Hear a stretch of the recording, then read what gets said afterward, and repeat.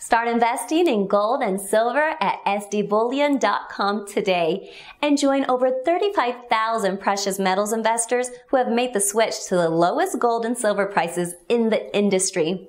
SD Bullion recently claimed a spot on the prestigious Inc. 500, making them one of the fastest growing bullion companies in the United States. With low bullion prices and over-the-top customer service, SD Bullion is setting the standard for precious metals transactions. Visit www.sdbullion.com today. Start saving on every precious metals purchase you make. Hey everyone, this is Elijah Johnson with your Silver Doctors Midweek Metals Report. Now this week, gold and silver continued their relentless moves higher, with both metals spiking through resistance levels Tuesday morning as markets reopened from a 3-day weekend due to MLK Day. If we look at gold, it broke through a critical resistance level at 1200 and made its way up to about 1220. In the case of silver, silver shot through $17 and continues to move higher in early Wednesday trading.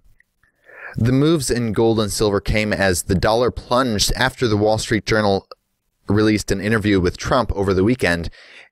In this interview, Trump said that the dollar was quote-unquote too strong and stated the strength of the dollar, quote, is killing us.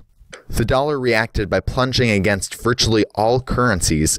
Keep an eye on the trading action in the dollar and the US dollar Japanese yuan pair over the next weekend, as the dollar appears to be rolling over, and we suspect Trump's first major economic interview may have just popped the Trumpflation rally.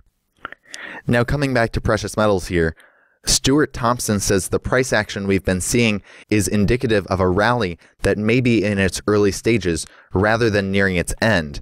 He says that normally rate hikes are actually good for precious metals.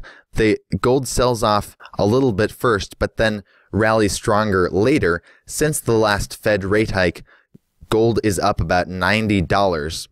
He says the great news is that the Fed actually plans more rate hikes this year, and that could help precious metals even go higher.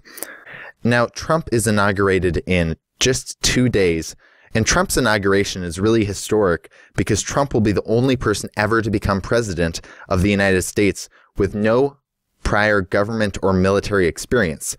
Nearly 1 million supporters and protesters are expected to attend Trump's inauguration. Just yesterday, I interviewed former Congressman Ron Paul.